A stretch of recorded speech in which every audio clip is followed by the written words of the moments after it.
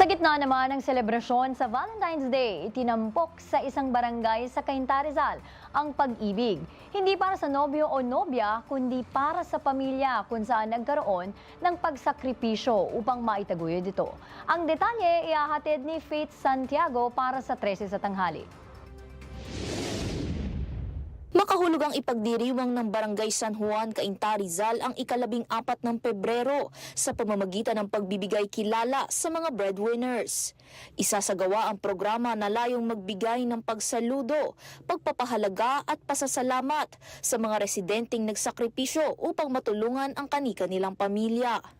Mababatid na simula 2024 ay taon-taong nagdiriwang ng Valentine's Day ang SK ng San Juan, Cainta gamit ang iba't ibang tema tulad ng concert at quality time para sa mga magulang. Sa pakikipagpanayam naman kay Kagawad John Daryl Albano na Committee Head on Gender and Development ng SK San Juan, Cainta, Rizal, ibinahagi nito ang proseso sa pagbuo ng programa ngayong taon.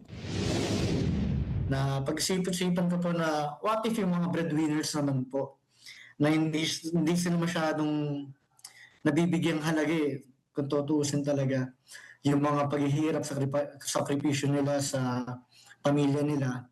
Kumbaga, oo, nabibigyang halaga ng pamilya nila, pero how about sa ibang tao na may share nila yung stories nila and syempre yung inspiration para din yung ibang kabataan na hindi lang maisip na 'di ba, puro ang kabataan yun. Hindi naman lahat nagiging breadwinner or nararanasan na magsakripisyo para sa pamilya.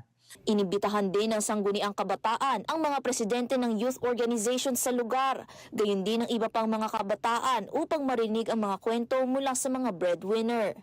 May inihanda ring awarding ceremony at ilang entertainment performances gaya ng hand mime, singing at spoken poetry.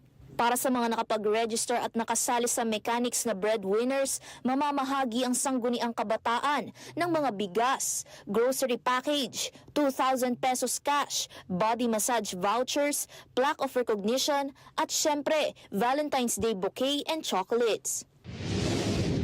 Sa mga gustong sumaksi sa mangyayari proyekto namin sa Sabado, ay welcome po kayo. Sana po ay maging tuloy po itong mga simpleng proyekto po ng Sangguniang Kabataan para po sa pagpapaunlad sa pagpapahalaga at pagpapayaman po ng isang kabataan at para po sa lahat na gusto pong sa lahat po na gusto pong makilala din ng mga breadwinners po natin. Ini-invite ko po kayo na dumalo po sa Sabado po 4 p.m. po onwards ang ating programa po. Magkakaroon ng ilang pang programa sa mga susunod na buwan ng SK San Juan, Cainta, Rizal, gaya ng free printing kapalit ng plastic bottles, libreng paggamit ng computer sa barangay, Women's Month celebration, at iba pa. Para sa totoong balita sa Bagong Pilipinas, Faith Santiago, 13 sa tanghali ng Congress TV.